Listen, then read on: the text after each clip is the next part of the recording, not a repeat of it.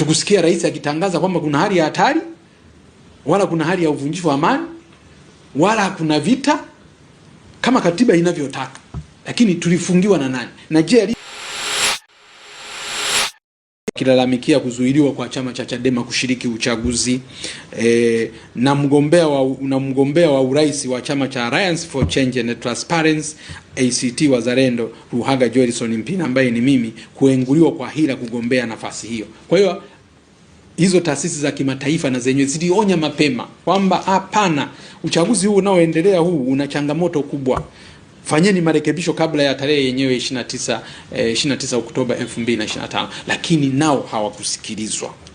Ndugu waandishi wa habari, pia tulishuhudia wazee wetu akiwemo mzee Jaji Joseph Sinde Warioba na mzee Joseph Butiku pamoja na Profesa Anna Tibaijuka na wazee wengine walivyokuwa wakihangaika kuishauri serikali, Tume Huru ya Taifa ya Uchaguzi na vyama vya siasa kurekebisha kasoro za mifumo ya uchaguzi nchini na kanuni za maadili ya uchaguzi mkuu wa mwaka 2025 ambazo zilikuwa zinakinzana na sheria na kanuni za uchaguzi, na kwamba kufanya hivyo kungeweza kuleta maelewano ya pamoja kabla ya uchaguzi wa Oktoba mwaka 2025. Lakini kwa bahati mbaya sana ushauri huu wa wazee wetu nao ulipuuzwa. Kama mnavyofahamu, kwa mujibu wa katiba na sheria za nchi yetu, viongozi wanapatikana kwa njia ya demokrasia kwa kupigiwa kura. Lakini endapo misingi hii ya demokrasia ikivunjwa, viongozi, mambo yanaweza kujitokeza ikiwemo maandamano na mapinduzi, na ndio hiki ambacho tulichokishuhudia sasa. Katika kukabiliana na maandamano hayo, serikali kupitia jeshi la polisi ilitumia nguvu kubwa iliyosababisha wananchi wengi kuuawa na wengi kujeruhiwa na kupata ulemavu wa kudumu kwa kupigwa risasi. Mfano, polisi walitumia risasi za moto na kuwaua waandamanaji wengi ambao hawakuwa hata na risasi, ambao hawakuwa hata na silaha. Nguvu kubwa iliyotumiwa na askari polisi ilisababisha pia vifo vya raia wengine ambao hawakuwa hata sehemu ya maandamano. Wengine walikuwa majumbani, wengine wanakwenda hospitali, wengine wanaenda kwenye biashara zao, wengine walikuwa wanakwenda kupiga kura, nao waliuawa. Pia baadhi ya picha za video zinaonyesha wananchi hao hawakuwa na silaha na wengine walipigwa risasi wakiwa wamegeuza mgongo huku wakikimbia, lakini walipigwa risasi mgongoni, walipigwa risasi kisogoni na mgongoni na kuuawa.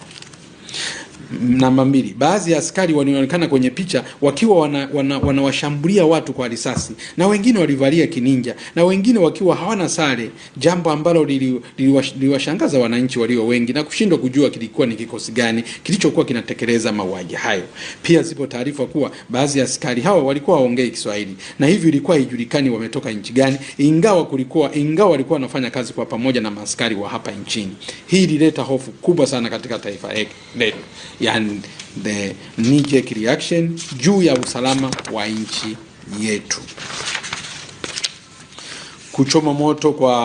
Kuchoma moto na kuharibika kwa miundombinu tuliyashuhudia, lakini tulikuja tukashuhudia serikali ilitangaza amri ya wananchi,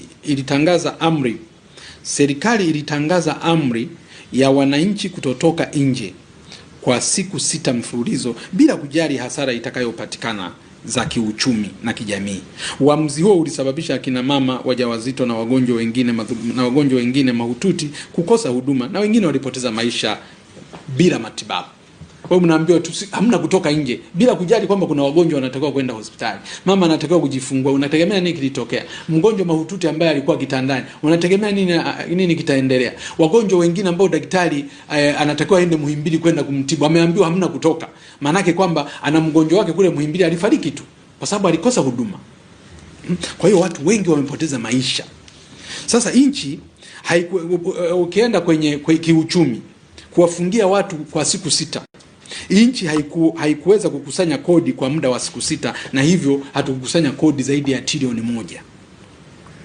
Huku wananchi, wafanyabiashara, wawekezaji wakipata hasara ya zaidi ya trilioni 4 kutokana na lockdown hiyo. Kwa hiyo kwa sababu kila mtu anayefanya biashara hafanyi biashara, anayelima hawezi kwenda kulima, anayefanya shughuli ya kiuchumi yoyote, shughuli zote zimesimama. Kwa hiyo hatuwezi tena kutoa mchango wetu katika uchumi. Kwa hiyo ina maana kwamba katika muda huo tumepoteza zaidi ya trilioni 4. Hiyo hasara tunaifidia nani? Lakini kwa nini tulifungiwa ndani? Kulikuwa na shida gani? Hatukusikia rais akitangaza kwamba kuna hali ya hatari, wala kuna hali ya uvunjifu wa amani, wala kuna vita kama katiba inavyotaka. Lakini tulifungiwa na nani? Na je, aliyetufungia ndani anayo mamlaka kisheria kutuweka ndani, kutuweka kwenye lockdown? Serikali iliamua kuzima huduma za internet, na kwenyewe tukapata hasara nyingi, kwa sababu shughuli nyingi mbalimbali zinategemea kuhudumiwa kupitia internet.